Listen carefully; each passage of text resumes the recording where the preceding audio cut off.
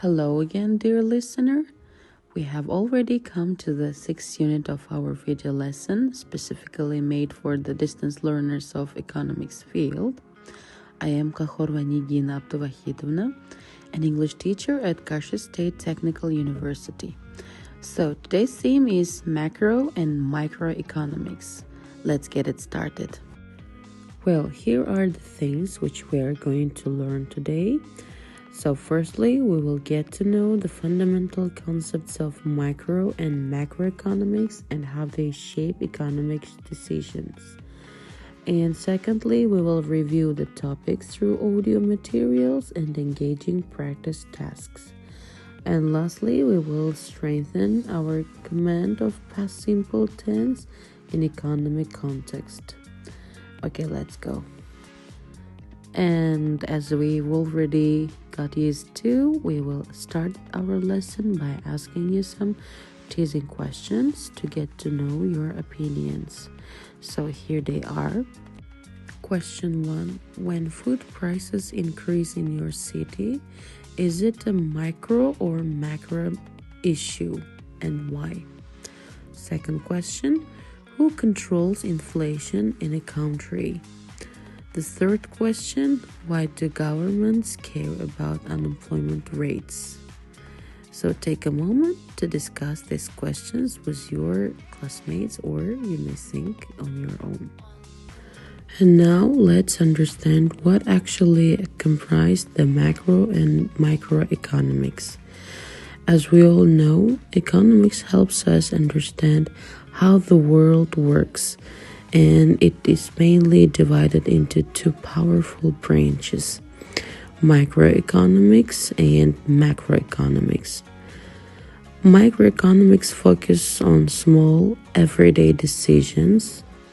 It studies how individuals, households, and businesses choose what to buy, sell, or produce. For example, why does the price of bread increase? Why do people choose one product over another? Microeconomics explains these questions through the forces of supply and demand. It shows how limited resources are used and how prices are formed in specific markets. In simple terms, microeconomics looks at the trees of the economy. Macroeconomics, on the other hand, looks at the forest. It studies the entire economy on the large scale. This includes national income, unemployment rates, inflation, and economic growth. Macroeconomics helps us understand why countries experience recessions or rapid development. It also examines how governments and central banks influence the economy through policies like taxation, spending, and interest rates. The difference between these two branches became especially important after the Great Depression, when economists realized that studying individual markets was not enough to explain large economic crises. This led to the development of microeconomics as a separate field, strongly influenced by John Maynard Keynes. Today, microeconomics and macroeconomics work together. Microeconomics explains individual behavior, while macroeconomics shows the bigger picture of economic performance. Both are essential for making smart decisions, whether you are a consumer, a business owner, or a policymaker. In short, to truly understand the economy, we need to see both the small details and the big picture. I hope you were able to get that even a little yet useful comprehension relating the topic, and let's strengthen them by answering these questions. So the first one, what is the main difference between microeconomics and macroeconomics? Second question, give 2 examples of microeconomic decisions mentioned in the text. The third question, what key indicators are studied in macroeconomics? The fourth question, How are microeconomics connected to macroeconomic outcomes? And the last question, why did governments introduce stimulus packages during COVID-19? Now we should read the statements and decide if they are true or false.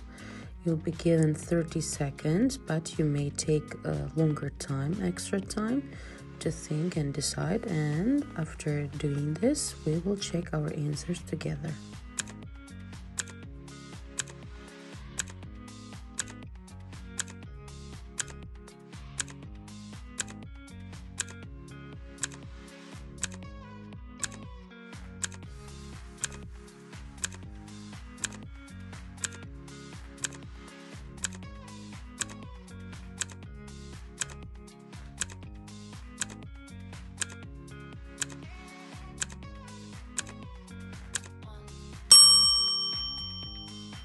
Well done, dear listener. Now it's high time we checked our answers. So let's go. So, first statement, microeconomics studies national inflation and GDP. This is false because microeconomics does not study national inflation and GDP. These belong to macroeconomics. Microeconomics focus on individuals and small units. So, statement second, macroeconomics focus on individual firms and households. And this is also false because macroeconomics does not focus on individual firms. That is the role of microeconomics. Third statement, price elasticity of demand is a microeconomic concept. And this is true. Price elasticity of demand is a microeconomic concept because it analyzes how consumers respond to price changes in specific markets. Fourth statement, GDP measures the total value of goods and several services produced in a country. And this is true. GDP measures the total value of goods and services produced in a country, so it's a key macroeconomic indicator. And the fifth statement, increasing interest rates is a macroeconomic policy tool. This is true. Increasing interest rates is a macroeconomic policy tool used by governments or central banks to control inflation and economic growth. Sixth statement, opportunity cost belongs only to macroeconomics. And this is false. Opportunity cost is not only macroeconomics, it's a basic concept used in both microeconomics and macroeconomics. Seventh statement, unemployment rate is a macroeconomic indicator. That's true. Unemployment rate is a macroeconomic indicator because it reflects the condition of the whole economy. And the last one, eighth statement, micro and macroeconomics are completely unrelated fields. It's false. Micro and macroeconomics are not completely unrelated. They are connected and influence each other. All right, we have already come to the vocabulary matching part. Here we should match each economic term from A to H with its correct definition from 1 to 8. I'm going to give you 30 seconds, and as I always mention, you may take extra time appropriate for you, and then we will check our answers together.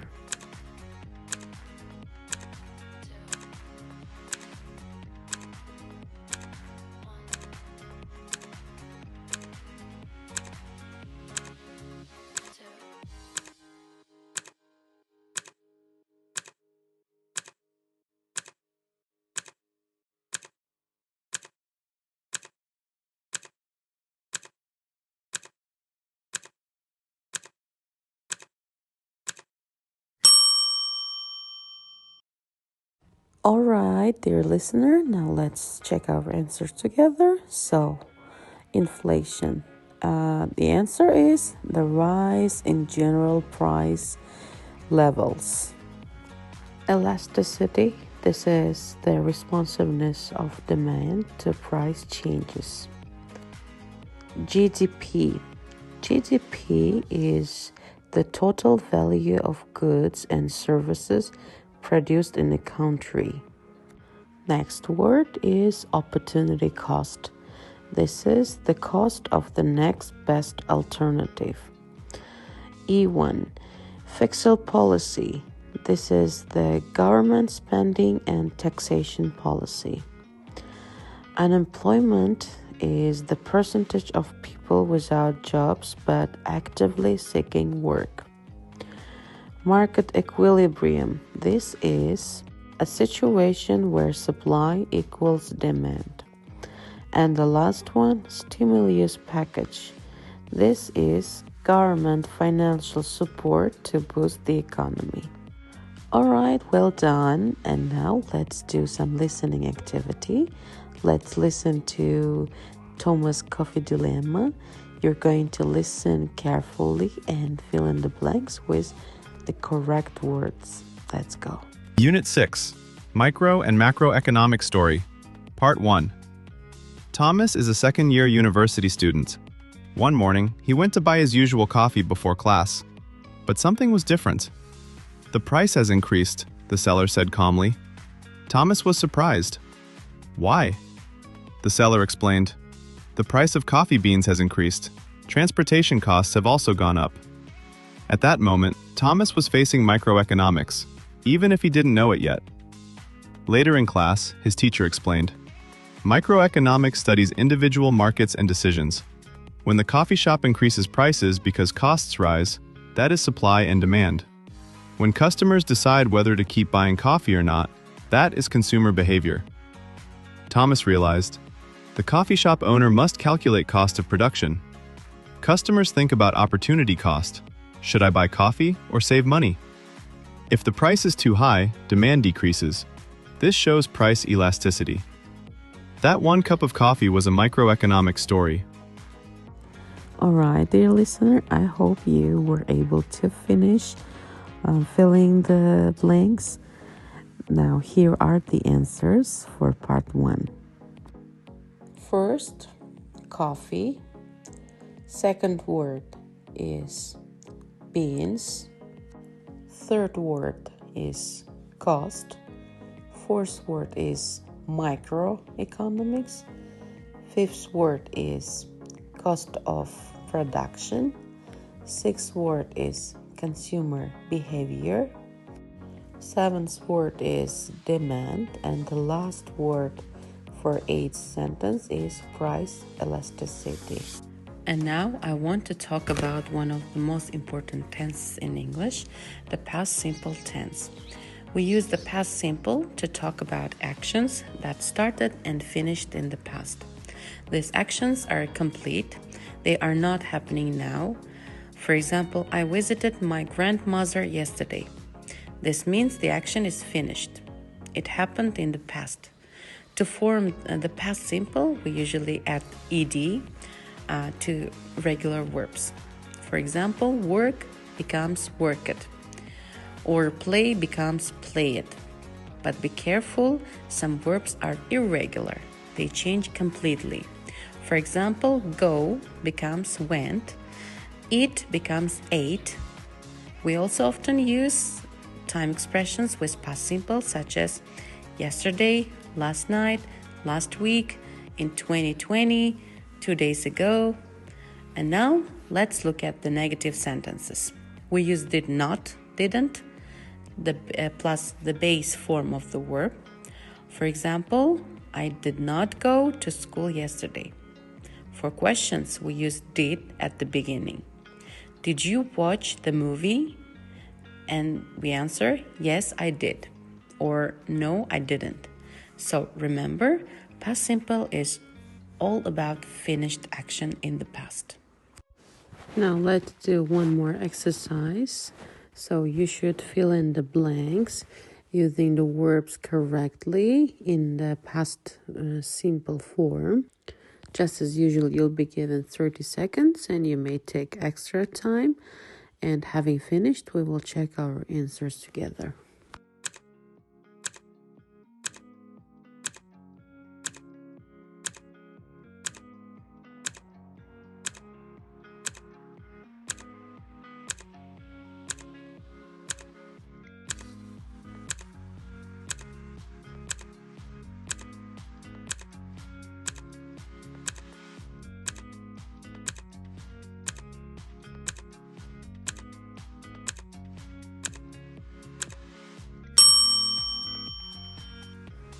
Alright, time is up, and now let's check the answers. So, yesterday our teacher started the lesson with an interesting question about the economy. She asked us to think about how people and governments made decisions in the past. First, we studied microeconomics. The teacher explained how small businesses reacted to changes in prices. One student gave an example of a local bakery that increased its prices last year. Customers did not buy as much bread, so the bakery lost much profit. Then we moved to macroeconomics. We learned about how the government controlled inflation and unemployment. The teacher showed us a graph and described how the economy changed over time. After that, we had a short discussion. Some students said that high taxes affected business negatively, while others believed that they helped society. At the end of the lesson, we wrote a short paragraph about what we learned. I really enjoyed the class because it was both informative and engaging.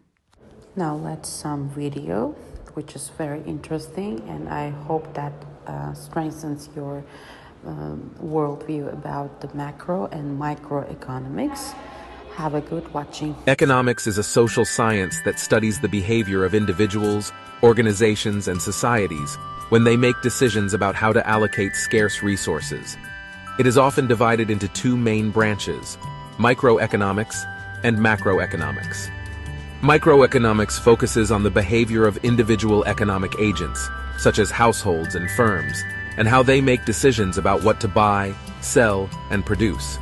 Microeconomics also examines how the market forces of supply and demand interact to determine prices and quantities in individual markets. This branch of economics analyzes the behavior of individual consumers and producers, their interactions in markets, and the resulting outcomes in terms of prices and quantities. Microeconomics aims to explain the behavior of individual economic agents and how they make decisions, and how their interactions in markets influence the allocation of resources. Macroeconomics, on the other hand, is concerned with the overall performance of the economy as a whole. It studies the economy-wide phenomena such as inflation, economic growth, and unemployment.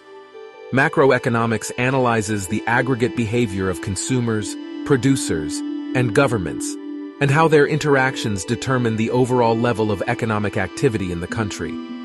It examines the determinants of the total output, income, and employment, and the government policies that affect the economy. Macroeconomics aims to explain the broad trends and patterns in the economy and how government policies can influence them. The distinction between microeconomics and macroeconomics is based on the level of analysis. Microeconomics examines the behavior of individual economic agents and their interactions in markets, while macroeconomics studies the overall performance of the economy as a whole. The two branches of economics are closely related, and they influence each other. For example, the behavior of individual consumers and producers in markets affects the overall level of economic activity in the economy, and government policies can affect the behavior of individual economic agents. In conclusion, the difference between microeconomics and macroeconomics is that microeconomics studies the behavior of individual economic agents and their interactions in markets, while macroeconomics studies the overall performance of the economy as a whole. The two branches of economics are closely related, and they both contribute to our understanding of how the economy works. So the last part of our lesson is your home task. You are going to write a 220-word essay answering this question. Explain the difference between microeconomics and macroeconomics using at least 3 real-life examples. Use at least 7 past simple verbs in your writing. So, this was the end of our lesson. See you soon. Goodbye.